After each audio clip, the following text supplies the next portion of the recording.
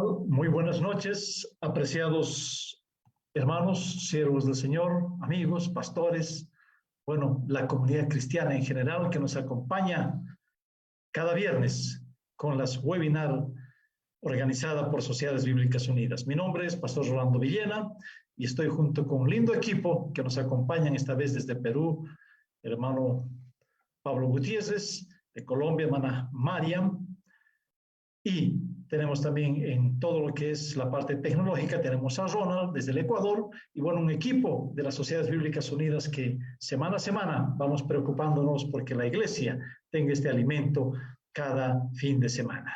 Y también con nosotros esta noche vamos a ser bien bendecidos el profesor Samuel Riategui Sánchez, quien va a bendecirnos con la experiencia que Dios ha puesto en su vida. Tengo algunas recomendaciones para cada uno de ustedes, hermanos. Para los que nos visitan por primera vez, quisiéramos que en el chat del Zoom registre su nombre y apellido. Si puede colocar la ciudad y el país del cual usted se está comunicando con nosotros o está conectado, hágalo, porque al final vamos a tener una bendición para usted.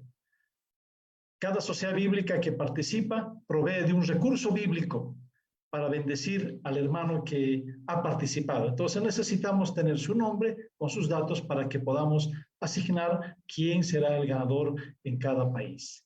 También, mis hermanos, queremos que en este tiempo usted vaya reconociendo, tomando nota. Vamos a tener en pantalla, va a aparecer mi nombre y va a decir preguntas. Entonces, sus preguntas, por favor, diríjamelas, escriba, para que esas preguntas nosotros las dirijamos al profesor Samuel y él pueda ayudarnos a resolver nuestras dudas. Entonces, hermanos, creo que estas recomendaciones ya son conocidas por la mayoría y estamos bien bendecidos. Lo que quisiéramos motivarles, hermanos, a partir de este tiempo es que usted, que ya es un participante experto con las Sociedades Bíblicas Unidas en las webinars, ayúdenos a invitar a otros amigos. Cuando usted reciba el link de inscripción, comparta con algún amigo y dígale cuánto le es una bendición para usted y crezcamos en este número. Entonces, hermanos, agradecemos las bendiciones, agradecemos lo que Dios ha hecho con nosotros y vamos a iniciar con una palabra de oración, diciéndole a Dios que se haga su voluntad. Acompáñame orando, mis apreciados siervos. Señor, quiero agradecerte en esta noche, porque tú has reunido a un grupo de tus hijos de diferentes países, lugares, experiencias para seguir aprendiendo. Gracias por ponernos aquí, Señor. Gracias por tener esta noche también con nosotros al profesor Samuel. Usa sus labios, usa la experiencia que tú le has dado y la sabiduría para que comparta con cada uno de nosotros. Señor, te alabamos y glorificamos tu nombre, porque tú eres el Señor de señores. Y esta noche te dedicamos para la gloria y para la honra este tiempo de webinar. En el nombre de Jesús te damos gracias. Amén. Bien, hermanos, son 10 minutos de nuestro inicio y vamos a preparar nuestras libretas de apuntes, resaltadores. Algunos tienen la experiencia de sacar fotografía con su celular. Bueno, hermano, ustedes tienen todos los recursos. Esta es la oportunidad para tomar apuntes y notas de la bendición de esta noche, de la webinar titulada Un acercamiento a la crítica textual del Antiguo Testamento. Hermano, que Dios nos bendiga. Profesor Samuel, este es su tiempo. Adelante, hermano, que Dios lo fortalezca. Muy buenas noches. Es un gran honor estar con ustedes. Y de verdad, más que honor, es un gran gozo y quiero compartir este gozo con mi gran amigo don Pablo Gutiérrez por este altísimo honor de poder estar con ustedes ante un selecto equipo de pensadores de la fe y de biblistas. Y gracias a Dios porque juntos podemos continuar caminando tomados de la mano de Dios en este conocer más del ser y del hacer de nuestro Dios. Y como permanente estudiante de la crítica textual, desde la historia consideraremos algunos paradigmas y que quiero compartir con ustedes. Y si puedo usar un PowerPoint, yo me acuerdo mucho de nuestro común amigo, el doctor René Padilla, que descansa en la presencia del Señor, él nos compartía y decía, sabes, yo sé que tú tienes cara de evangelista y también tienes tinte de pastor, mejor escribe lo que vas a hablar. Y él nos decía, escriban siempre, porque cuando uno escribe, vuelve a pensar 2 veces o 3 veces. Y ese consejo lo hice, así que escribí todo para no cometer errores, porque uno tiembla frente a tantos pensadores aquí. Por lo tanto, vamos juntos a caminar estos minutos que tenemos por delante. Por lo tanto, se nos ha presentado el desafío de un acercamiento a la crítica textual desde el Antiguo Testamento.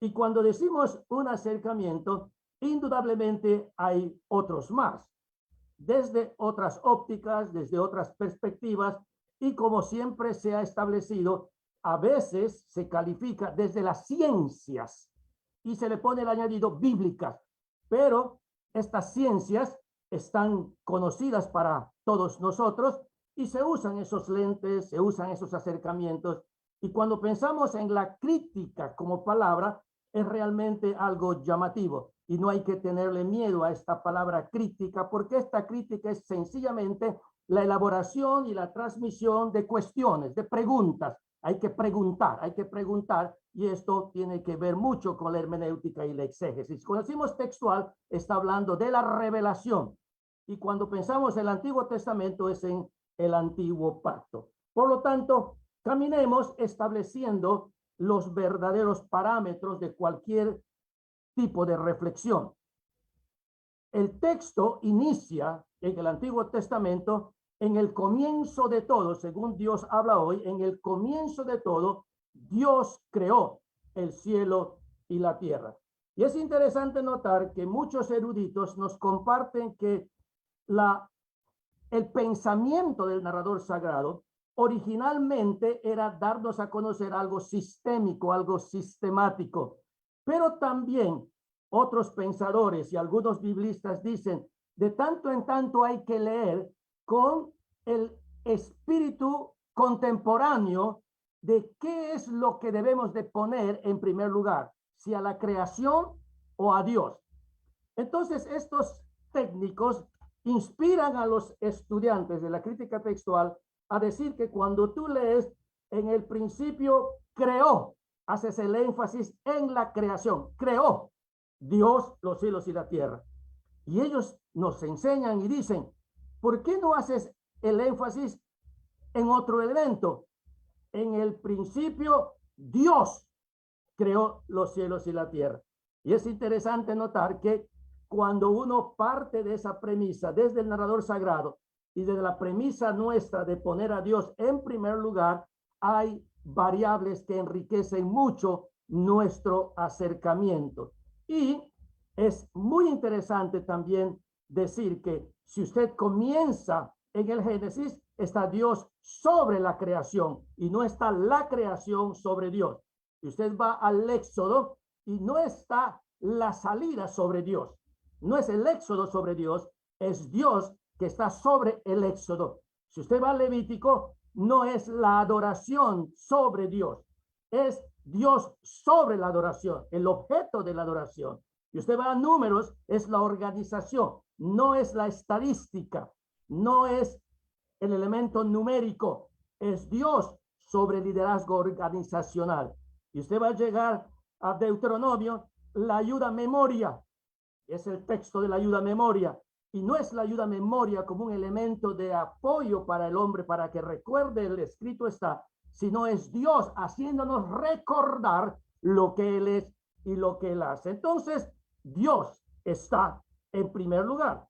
El segundo elemento es desde la literatura sapiencial, y he tomado el texto de la Biblia de las Américas. Antes que los montes fueran engendrados y nacieran la tierra y el mundo, desde la eternidad y hasta la eternidad, tú eres Dios. Impresionante la traducción. Antes que los montes fueran engendrados y nacieran la tierra y el mundo, desde la eternidad y hasta la eternidad, tú eres Dios. Por lo tanto, al empezar esta pequeñísima nota introductoria, si ponemos el fundamento firme y estable del ser y el hacer de Dios, podremos en nuestra reflexión no tener muchos conflictos, sino tener realmente la paz. Y esa paz que precisamos para tener correctos acercamientos al texto. Por lo tanto, aquí están los paradigmas que queremos poner sobre la mesa y para que juntos podamos reconocer que lo que estamos estableciendo aquí como paradigmas y que está ya numerado, realmente este tema va a reclamar toda una temática de aproximadamente 1 año o 2 años en cualquier institución bíblica teológica. Pero aquí lo hemos sumariado de tal manera que sencillamente podamos tener los insumos necesarios para seguir trabajando y tomar estos elementos como un desarrollo continuado. Y un primer paradigma es que todo acercamiento a la revelación divina, contiene desafíos. ¿Y cuáles son estos? Entre otros, el leer donde no hay letras. El texto, antes de ser letra, era y es palabra viviente. Deletrear es más importante que leer corrido. El Creador siempre fue soberano en el tiempo y la eternidad. Caminemos un poco más. Conocer el pasado es vital para entender el presente. Sin duda, el modelo de ese sueño literario se encuentra, como ustedes saben, en la célebre Biblioteca de Alejandría. Esta fue creada pocos años después de la fundación de la ciudad por Alejandro Magno en el 331 aproximadamente antes de Cristo, según el experto en cronología, pero esta es una fecha que nos dan la mayoría de los libros históricos. Y esta tenía como finalidad compilar todas las obras del ingenio humano de todas las épocas y de todos los países que debían ser incluidas en una suerte de colección inmortal para la posteridad. Importantes estos datos, ¿verdad? Ahora, Alejandro Magno fue el creador de la biblioteca y él hizo ofrecimientos que realmente fueron incentivos irresistibles. Y recuerden ustedes que era la época de los Ptolomeos, ¿verdad? Y estos consiguieron reunir en Alejandría a una comunidad notable en el siglo III a.C. y esta primera medida que contribuyó a esa reunión de intelectuales fue la fundación del museo por Ptolomeo I. Miren cómo es que el Señor está usando a los egipcios, a los de Alejandría. Cómo es que hay tal cosa como un movimiento del espíritu detrás de cámaras, detrás del telón. Y llegamos a que la Biblioteca de Alejandría llegó a ser la depositaria de las copias de todos los libros del antiguo mundo. Allí fue donde realmente se llevó a cabo por primera vez el arte de la edición crítica. Debemos decir también que se cree que allí estaban depositados 3 volúmenes con el título de Historia del Mundo, cuyo autor era un sacerdote babilónico llamado Beroso, y que el primer volumen narraba desde la creación hasta el diluvio universal, periodo que según él había durado unos 432,000 años. Esto es asombroso, es decir, 100 veces más que en la cronología que se cita en el Antiguo Testamento. Importante este dato. Llegamos ahora a descubrir que los sabios que estudiaban y criticaban y corregían las obras se clasificaron a sí mismos en 2 grandes grupos: los filólogos y los filósofos. Los filólogos estudiaban muy a fondo los textos y la gramática. La filología llegó a ser una ciencia en aquella época, toda una ciencia en aquella época, y comprendía otras disciplinas como la historiografía y la mitografía. El segundo grupo es el grupo de los filósofos. Eran todos los demás. ¿Por qué? Porque la filosofía abarcaba todas las ramas del pensamiento y la ciencia. Abarcaba la física, abarcaba la ingeniería, la biología, la medicina, la astronomía, la geografía, las matemáticas, la ingeniería, la literatura y lo que nosotros llamamos filosofía.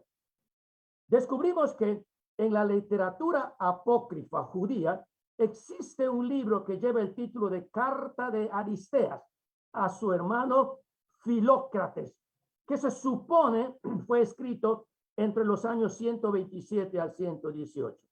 En esta obra se narra un hecho histórico. En el reinado de Ptolomeo II, pensando en 285-247, trabajaba en el museo un bibliotecario llamado Demetrio de Falero o Falerio, un entusiasta de la biblioteca que luchó toda su vida por su engrandecimiento. ¿Qué hizo Demetrio de Falero?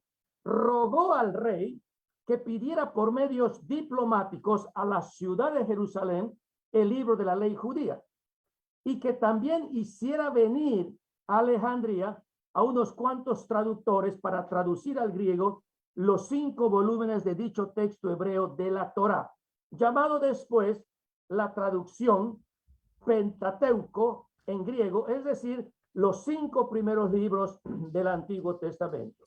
Eleazar, el sacerdote de Jerusalén, envió a Alejandría 72 sabios traductores que se recluyeron en la isla de Faros frente a Alejandría para hacer su trabajo.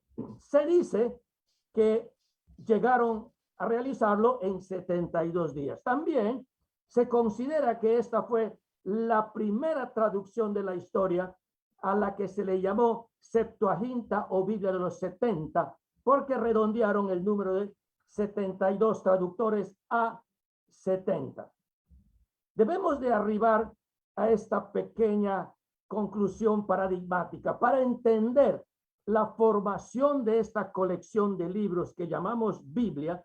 Hay que tener en cuenta que en los escritos del Antiguo Testamento se pone por escrito la experiencia religiosa del pueblo de Israel antes de Jesucristo. Esto es muy importante aceptarlo.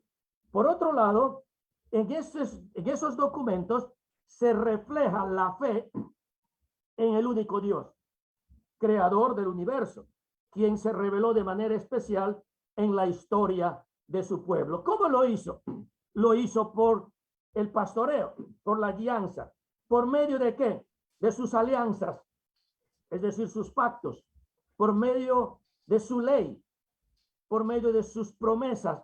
Y así el Señor lo fue convirtiendo en un pueblo unificado por la fe en el verdadero Dios. Oye Israel, Jehová nuestro Dios, Jehová uno es. ¿Qué más hizo el Señor? Lo sostuvo a este pueblo en los momentos de abatimiento y de desgracia. También purificó su fe y le presentó continuamente sus exigencias de santidad, de justicia y de fraternidad. Y allí aparecen consignadas la historia de Israel a la luz de su fe. En primer lugar, las enseñanzas de los profetas y de los sabios, luego las oraciones individuales y comunitarias, y en tercer lugar, las reflexiones de los poetas inspirados. Los desafíos están dados, como hemos mencionado, y como lo dijimos al empezar, todo acercamiento al texto bíblico va a generar un desafío motivacional, científico y aún académico. Y estos desafíos están dados y todo hombre y toda mujer que va a acercarse al texto bíblico no debe ignorar estos desafíos. Permítame compartir con ustedes un acercamiento, entre otros, en construcción. En primer Profesor lugar, Samuel, profesor Samuel, hola.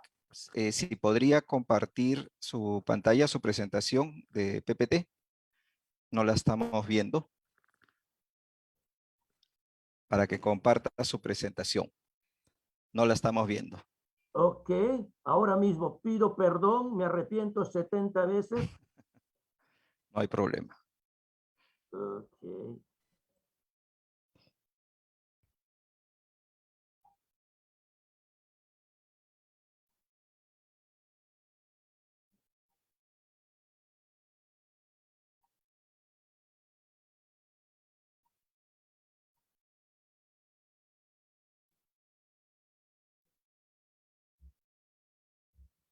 ¿Ahora sí? No. No, todavía no.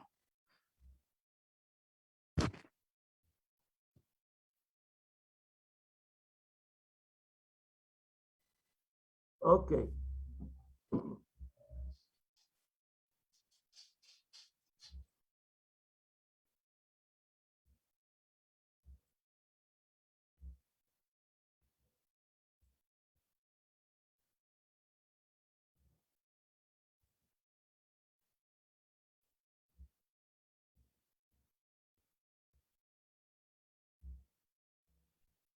Ok.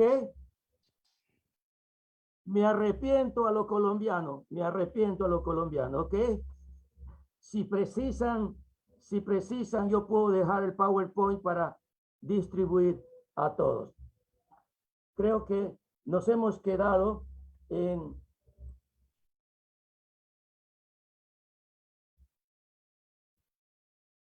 Muy bien.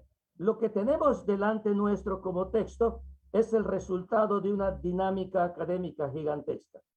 Los expertos lo han establecido desde sus investigaciones en, número 1, documentos literarios, número 2, documentos históricos y número 3, documentos teológicos. Y como ustedes comprenden y están ciertos en esto, la humanidad está llena de literatura. Sin embargo, ninguna tiene la amplitud, la variedad y el nivel artístico de la literatura bíblica, por no hablar de su valor religioso. Estos documentos son escritos de diversas épocas y de autores diferentes que pueden dividirse en prosa y en poesía. Ahora bien, el tema de la originalidad de los documentos reclama ser distinguidos en dos tipos diferentes. En primer lugar, los libros con autor definido. En estos se percibe el influjo de un personaje individual que marca la obra con su sello personal. Tal sucede con muchos de los libros proféticos. En algunos casos, los escritos de los profetas se conservaron en círculos nacidos bajo su inspiración, donde se desarrolló y amplió el mensaje original. En segundo lugar, los libros de literatura tradicional. En ellos, la importancia no recae sobre el autor individual, sino sobre el uso de tradiciones. Estas tradiciones se conservan en el pueblo o en determinados medios. También se profundizan, se transmiten y se actualizan. También se adaptan a nuevas circunstancias. A este tipo pertenece la mayor parte de la literatura narrativa, litúrgica y sapiencial. Se puede suponer por la lectura de Jeremías 36 que los libros del Antiguo Testamento se escribieron en rollos de pergamino o papiro, pero muchos otros historiadores de la alta y de la baja crítica afirman que se utilizó muchos otros insumos como tablillas de arcilla y otros elementos más.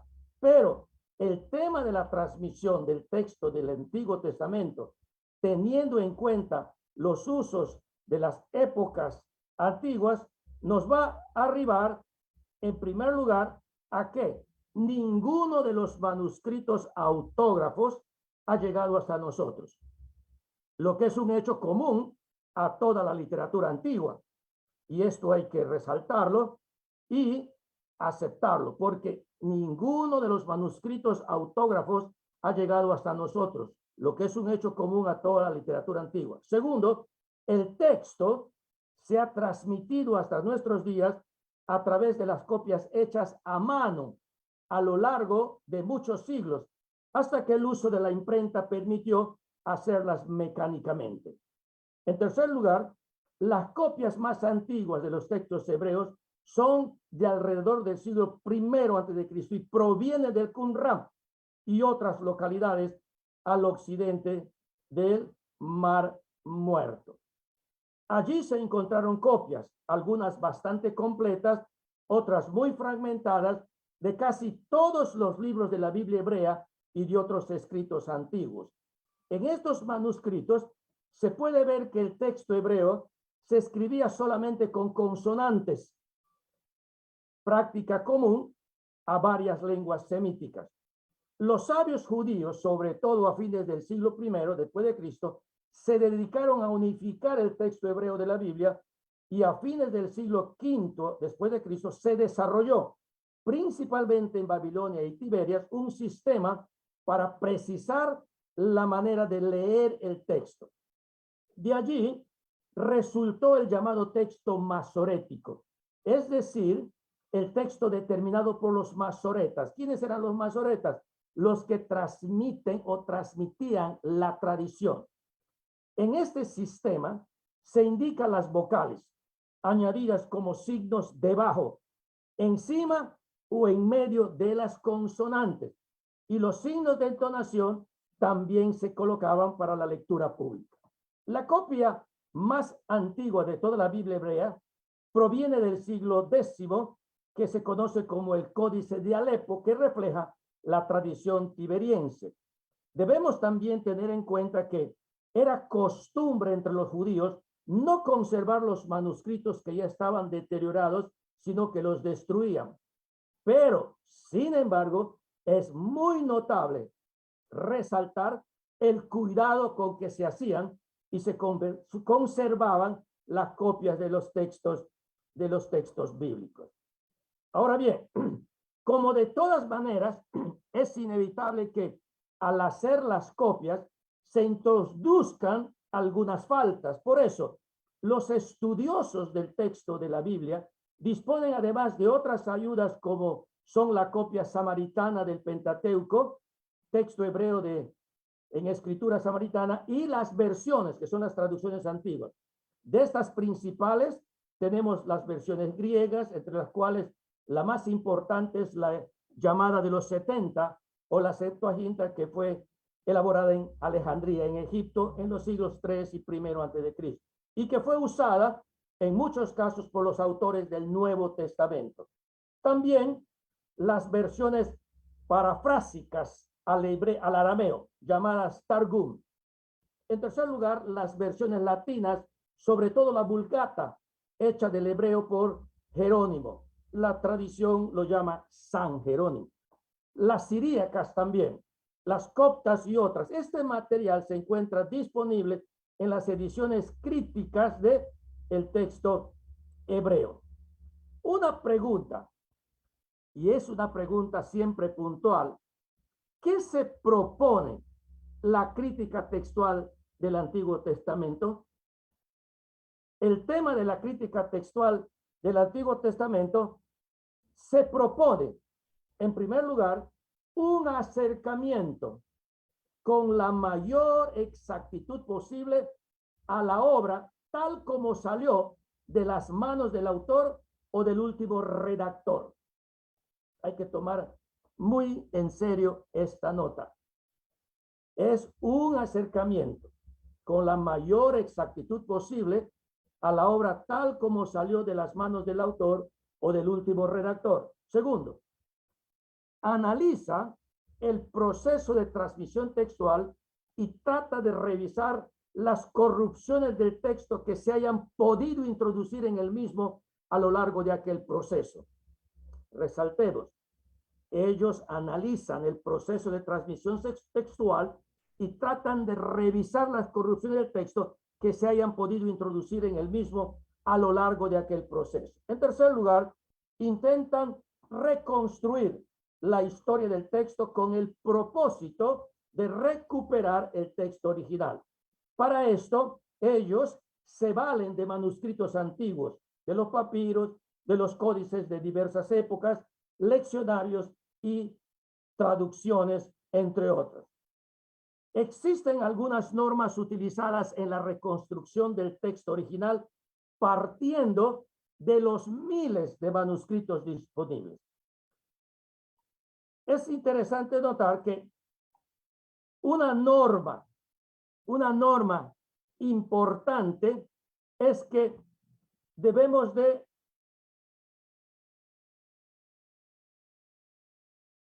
vamos a regresar, creo que he saltado algunos.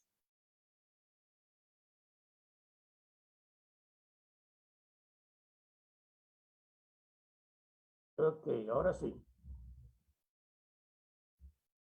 Disculpen por el PowerPoint que se movió. Muy bien, ¿cuáles son estas normas de consideraciones externas? En primer lugar, el valor de los manuscritos. Y número uno es que se tiene que examinar en qué medida el texto de un manuscrito concreto es más confiable que el otro. Segundo, para ello es importante saber que existe un rango de importancia en los testigos de una variante textual según el principio de antigüedad y de calidad de los manuscritos. Y este rango de importancia de los testigos se trabajan desde los textos masoréticos, el Pentateuco samaritano, del Qumran y la Septuaginta, las otras versiones griegas que conocemos como la Aquilea, el Teodosión y el Símaco, la versión siríaca, el Targum, la Vulgata, la antigua versión latina, luego siguen las demás versiones. Ahora, hay una norma de consideración ya no externa, sino interna, y es lo que se establece en los documentos y en los libros de crítica textual como un calificativo de error frecuente cometido en la transmisión del texto. Y yo tengo algunas discusiones en este calificativo de error frecuente, pero lo vamos a conversar más adelante. En el proceso de transmisión textual a lo largo del tiempo, los copistas pudieron incurrir en este añadido, a lo que los técnicos, los biblistas, los estudiosos de la alta y de la baja crítica dicen que se pueden calificar con una palabra que se llama las glosas. ¿Cuáles son las glosas? Las glosas son las explicaciones de un texto anotadas en los márgenes de este o entre líneas que aclaran el significado de dicho texto o lo traducen a otra lengua. Las glosas pueden variar en su longitud, siendo desde una única palabra que aclara otra hasta un párrafo que traduce o explica el texto original. Y esto lo practicamos todos nosotros en nuestras Biblias, en nuestros textos. Está usted escuchando un mensaje, un sermón y descubre algo nuevo y va añadiendo, va poniendo nuevos significados. Esos son las glosas y se considera como norma de error frecuente este elemento que hicieron los copistas. Ahora, tenemos algunas preguntas de reflexión. ¿Cómo podemos estar seguros o muy seguros de que el texto bíblico que hoy leemos es científicamente confiable como transmisión fiel del texto? ¿Cómo podemos estar seguros de que el texto bíblico que hoy leemos es científicamente confiable como transmisión fiel del texto original? Esta es una pregunta importantísima y debe de estar permanentemente en la mesa del diálogo, de la conversación, de la discusión. Pero tenemos las respuestas aquí. ¿Cómo podemos estar seguros? En primer lugar, las copias encontradas en diferentes tiempos confirman. Las copias encontradas en diferentes tiempos confirman la originalidad. Esto es importante.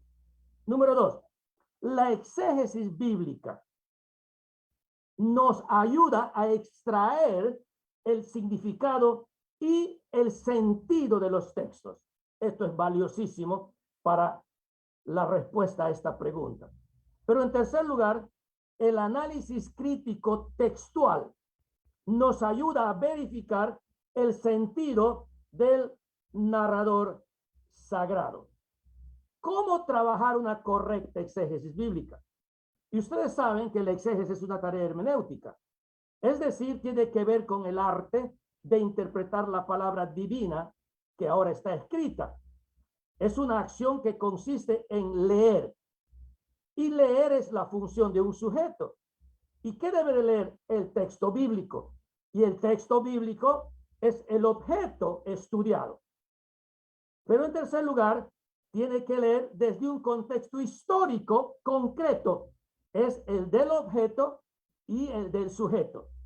Estos tres elementos, unidos de manera inseparable, van a formar el conjunto que permitiría escuchar la palabra de Dios en forma más fidedigna Obviamente, existen otros elementos importantes, pero ellos se incluyen en estos tres generales.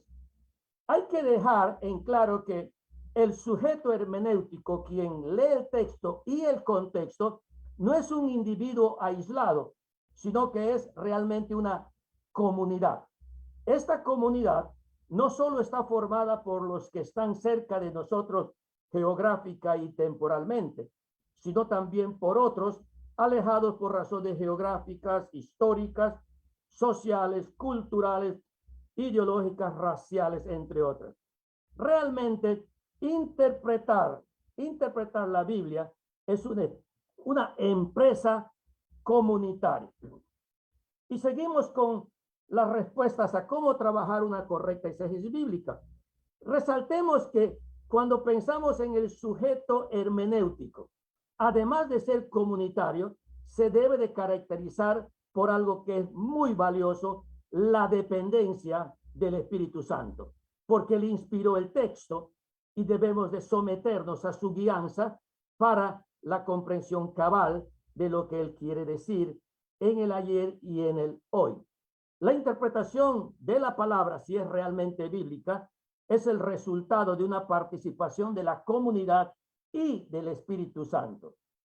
Y debemos de resaltar que la acción de estudiar la palabra y este ejercicio de interpretar contextualmente, históricamente, supone un propósito. Y hay una razón por la que se hace un trabajo serio por interpretar la palabra. Y aunque existen muchos objetivos y propósitos intermedios, el propósito final es que la palabra de Dios confronte a los hombres y mujeres para la salvación. Es decir, el estudio de la Biblia es también una empresa misionera. Tenemos entonces que el estudio eficaz de la palabra de Dios, nuestro acercamiento al texto bíblico y este acercamiento a la crítica textual del Antiguo Testamento, hacerle cuestiones y preguntas al texto bíblico, es profundamente revelacional, es bíblico, es revelacional, pero también es comunitario, es de la suma de las personas y de las intelectualidades de todos los hermanos y hermanas, hombres y mujeres, pero también es profundamente espiritual porque se precisa de la guianza del Espíritu Santo. Pero algo valioso, es profundamente contextual, y todos los profesores de exégesis enseñan que el texto debe de interpretarse en el contexto, en sus contextos, porque si interpreta el texto fuera de su contexto, dicen ellos que siempre se va a obtener un pretexto. Pero también la acción misional. No hay una persona que lea el texto que no sea transformada a ser un transmisor, a ser realmente alguien que comparte la misión. Por lo tanto, el estudio de la Biblia exige una triple ubicación. Leer desde afuera, leerla desde afuera. También leerla desde adentro. Pero en tercer lugar, permitir que la palabra nos lea a nosotros. Termino con esto, que todos, queridos amigos y amigas, seamos realmente personas que vivamos constantemente acercándonos al texto.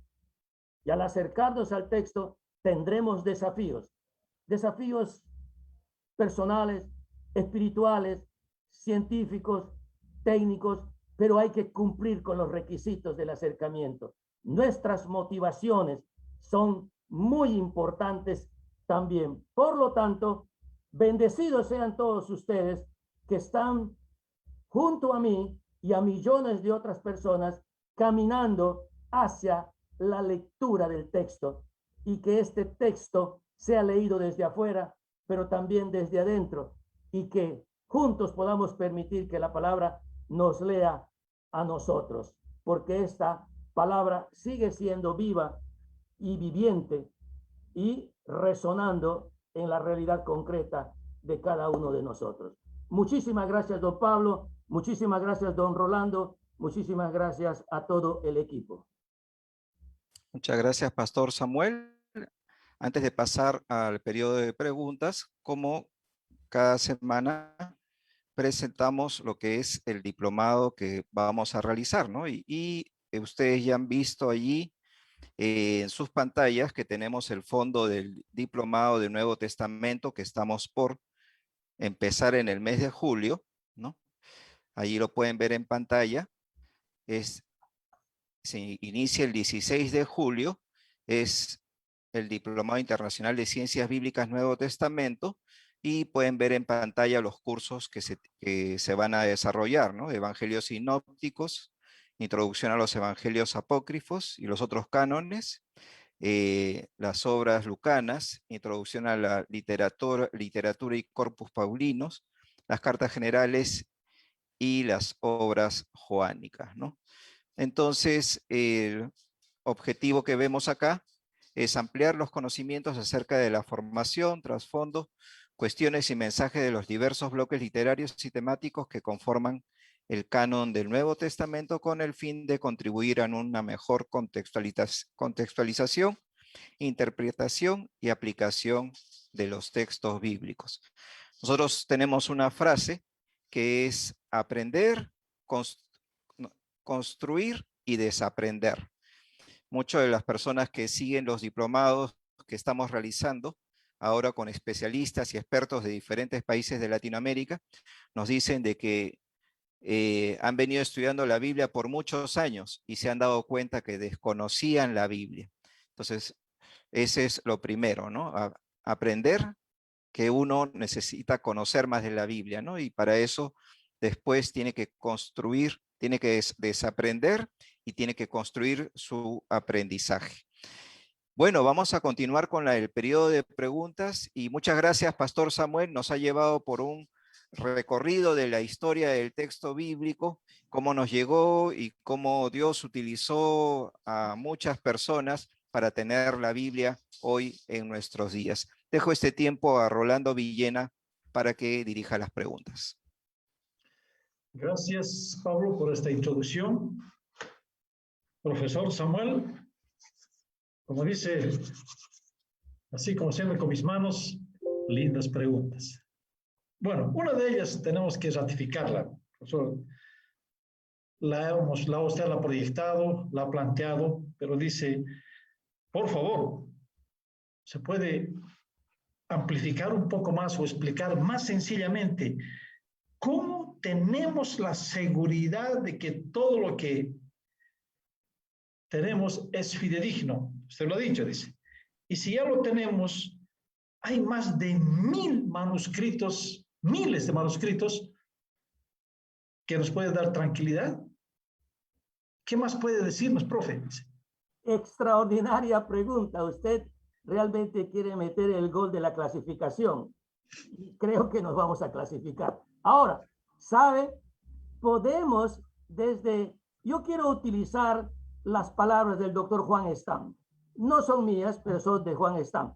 Y Juan Stam responde a esta pregunta diciendo que hay dos respuestas. La primera es científicamente y la otra es metafísicamente. ¿Cómo podemos estar seguros científicamente? Hemos usado a lo largo de los años, dice el doctor Stam, las ciencias, todas las ciencias, como lupas, como instrumentos, como herramientas para identificar la originalidad del mensaje, lo fidedigno. Entonces, lo humano, lo científico, lo terrenal, lo temporal, avala que el texto bíblico llegado hasta nosotros es real, es correcto, es fiel. La evidencia está científicamente. Pero también el doctor Stam dice que esto puede ser metafísicamente por el elemento de la fe.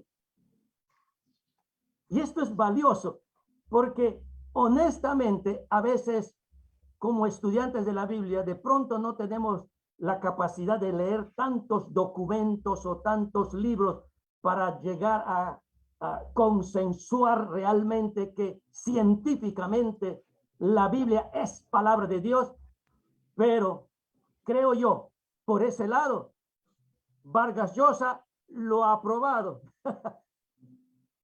El ex líder del partido aprista aquí en el Perú lo aprobó.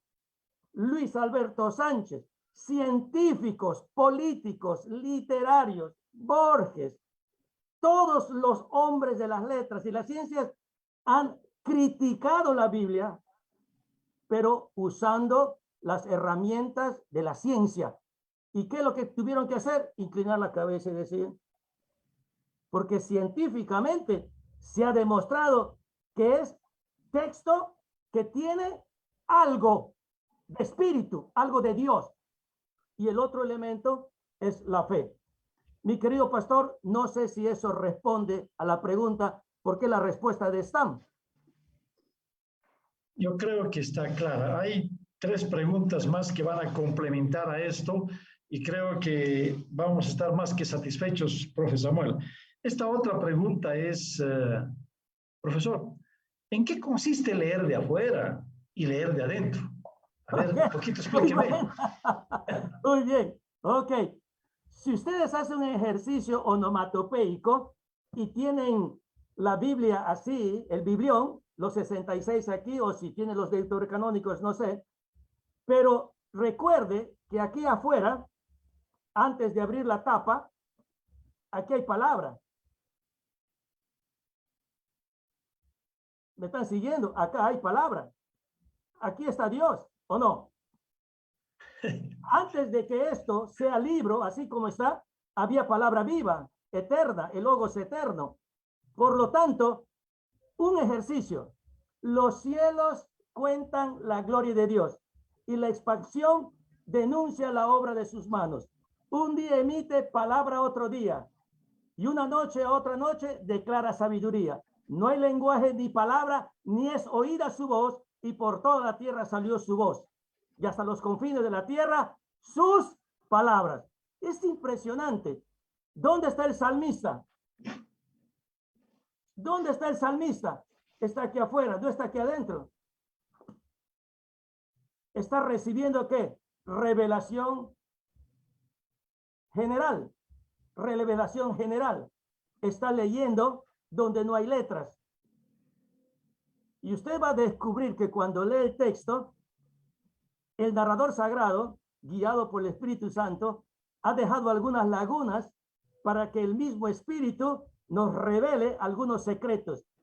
Y una de las cosas maravillosas que se descubre, que si usted tiene una biblioteca, ahí tiene más de 300 libros, y estos 300 autores pueden trabajar un solo tema, pero todos tienen diferentes acercamientos, diferentes perspectivas, diferentes interpretaciones, pero el fondo es el mismo. Leer donde no hay letras, donde no hay palabras, leer desde afuera, leer desde afuera. Recuerden que esta segunda figura es importante también. ¿Se acuerdan ustedes de Pablo diciendo de los creyentes allá en Corinto que son cartas escritas por el Espíritu de Dios? Y la gente va a leer en nosotros. Pero ¿dónde están las letras? No hay letras, pero la gente lee. ¿Desde dónde? Desde afuera. El texto bíblico debe ser leído desde afuera, desde la revelación, pero también leído desde adentro, desde la inspiración para aplicar y conformar nuestras vidas a su imagen y semejanza. Si ayuda la respuesta, podemos seguir dando algunas ilustraciones más. Perfecto. Otra pregunta. ¿Por qué? ¿Por qué no consideramos el elemento de la fe en la revelación? Okay. Otro golazo, qué buen golazo. Este es el golazo de Guerrero. Buen golazo, buen golazo. ¿Por qué no utilizamos el elemento de la fe? Porque la fe viene por leer la palabra. Por eso es que existe Sociedades Bíblicas Unidas, Sociedad Bíblica del Perú y del mundo. Porque queremos que la gente lea el texto, la palabra. Cuando lee la palabra, cuando lee el texto, el espíritu que reveló a los narradores sagrados va a impactar la vida del lector y le va a producir fe. Por eso es que estamos aquí, a fin de que el mundo lea, oiga la voz de Dios. El escrito está. Y todos estamos en este ejercicio. Todos estamos en este ejercicio. Y sabe, hermano, de una u otra manera, el Señor va a hacer que el mundo oiga y que el mundo lea. Pero de pronto, una última posibilidad de respuesta es que Dios sigue hablando, sigue haciéndonos saber, sigue diciéndonos de diferentes formas. Hay muchos evangelistas que utilizan diciendo que Dios nos habla aún por la crisis y por los problemas. Y es posible, pero también Dios nos puede hablar por medio de otras personas, por medio de la naturaleza, por medio de la creación. ¿Por qué la fe? La fe tiene que ser definida en una fe no general como tienen las religiones místicas, sino la fe objetiva. La fe objetiva. ¿Por qué es que no utilizamos la herramienta de la fe cuando leemos el texto bíblico? Porque no estamos objetivizando nuestra fe en el revelador, en el que está detrás del narrador sagrado. Y sabe, cuando uno lee el texto, cuando uno lee la palabra, crece en esa fe. Y quiera Dios que realmente el mundo pueda seguir oyendo la voz de Dios y así tener fe y llegar hasta la persona de Jesucristo. Perfecto, pues Samuel. Otra pregunta también. Creo que Argentina quiere golearlo a usted, pastor. Parece que es del Perú. Bueno, somos amigos. Bueno, una pregunta muy interesante. Dice, según la crítica textual, sí, perdón. Aquí saltó también a mí la sección, tantas preguntas ahora. A ver un ratito, ¿qué propósito? Sí. Aquí se me fue. Perdón, dice, quisiera saber, dice antes esto, es similar a lo que estaba hablando, quisiera saber la diferencia, pero en unas palabras más sencillas, dice, entre la baja crítica y la alta crítica. Muy bien. Ok. Sencillamente, el primer grupo dice que la Biblia es palabra de Dios. Y el segundo grupo dice que la Biblia contiene la palabra de Dios.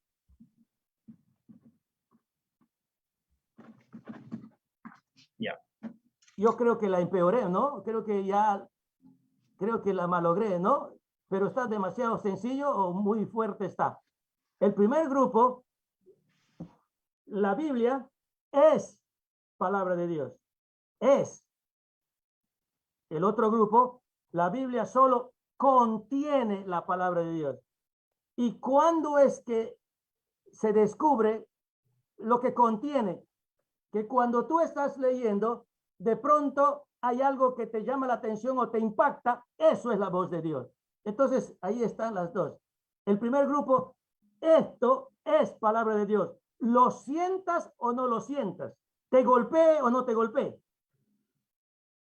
El otro grupo, que cuando estás leyendo, te toca, te choca, te habla, te mueve. Ah, Dios me está hablando y tengo una palabra para ti. Bueno, no, pero ya se juega en esas figuras, ¿no?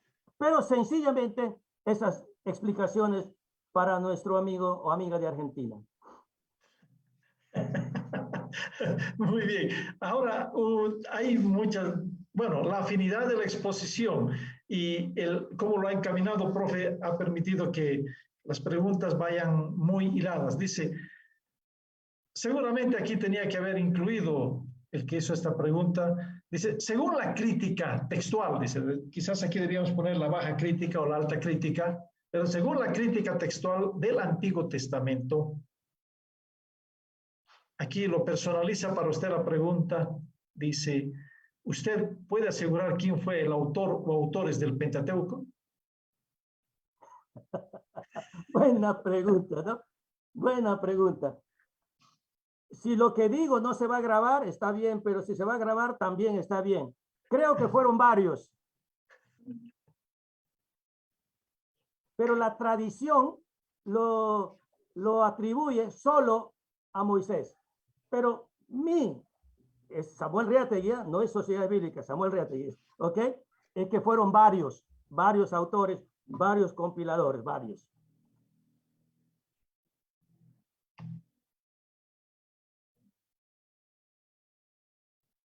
Perfecto. Bueno, hay algunas preguntas también que están viniendo por aspectos de tiempo. Creo que debemos ir, podemos decir, un hito más. Voy a tratar de interpretar, no estaba muy clara esta pregunta, pero dice, ¿qué podemos hacer como traductores de la Biblia cuando el texto en hebreo y la ciencia nos dice que no está claro? Por eso, medio raro esa parte, ¿no?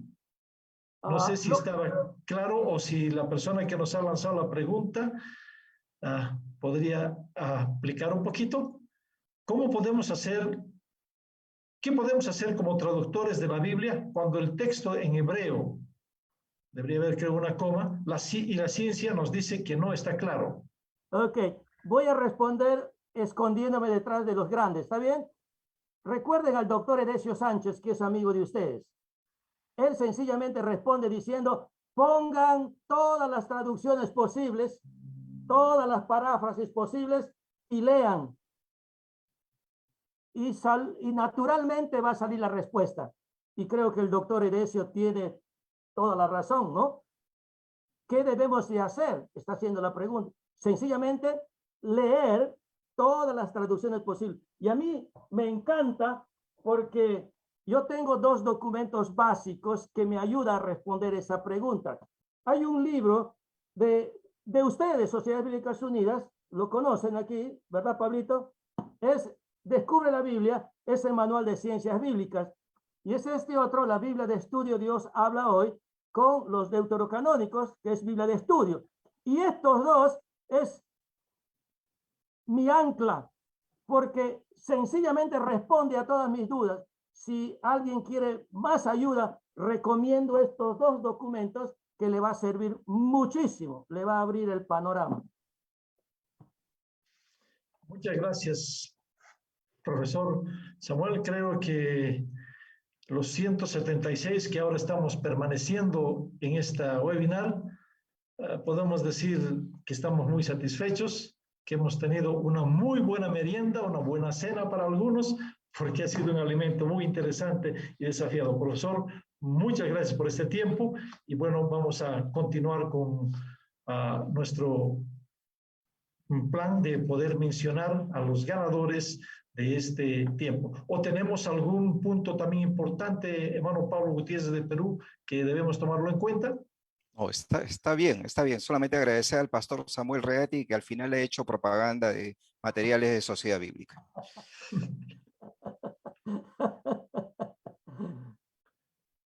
Muy bien. Hermana Marian, ¿usted quiere darnos los privilegios de leer a los hermanos que han sido bendecidos con el recurso bíblico? Yo los tengo, Rolando. Oh, perfecto, Yo Pablo. los leo. Adelante, mi hermano. A ver, de Perú es Noé Macedo, de Chile es Ángela Zúñiga, Ecuador Luis Puyay, Guatemala Mariela López, Colombia Durlian Palacio Castañeda, de Bolivia Alejandro Chávez Bacaflor, de México Alfonso Salgado, República Dominicana Simeón Cruz y de Paraguay Miriam López. Esos serían todos los ganadores. Perfecto. Tenemos que hacer la presentación de la siguiente webinar, Pablo. Ok, perfecto. A ver, tenemos un excelente ponente para la siguiente semana, como cada semana, y tenemos un tema muy interesante. Se llama La Biblia y la religiosidad popular, ¿no? Con el doctor Rigoberto Galvez. He estado leyendo o buscando un poco acerca de el expositor de la semana siguiente, y él es catedrático del Seminario Teológico de Guatemala y es autor de varios libros. Y esos libros han sido publicados por Editorial CLIE de España, ¿no? Entonces ya ustedes se imaginan, para que Editorial CLIE publique un libro, ¿no? Entonces debe ser un escritor muy bueno.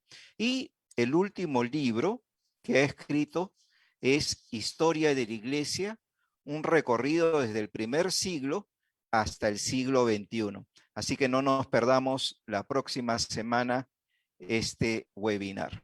Bueno, vamos cerrando. ¿Te parece, Rolando, que terminemos con una oración? Adelante, hermano. Adelante, Ok. tenga el privilegio, hermano Pablo. Gracias. Vamos a orar. Amantísimo Padre Celestial, te agradecemos por el mensaje que hemos recibido en esta noche y por todas aquellas personas que tú has utilizado de diferentes contextos, diferentes siglos, que hablan diferentes idiomas, de diferentes culturas, para que llegue hasta nuestros días. Gracias, Señor, porque tu palabra no solo nos da sabiduría, sino también nos da fe para amarte, para servirte y para seguirte. Gracias, Señor, por todas aquellas personas que se han conectado de diferentes países de Latinoamérica. Nos despedimos con tu bendición en el nombre de Cristo Jesús. Amén. Listo, hermanos, muchas gracias. Pueden encender sus cámaras, pueden encender sus micrófonos para despedirnos. Muchas gracias, Pastor Samuel. Bendiciones, saludos desde Bolivia. Muchas gracias por la enseñanza. Gracias desde Perú. Muchísimas gracias. Buenas noches, saludos de aquí de Perú. Gracias de Chile. Bendiciones para ti. Bendiciones, Pastor Samuel, de Perú. Gracias por la enseñanza.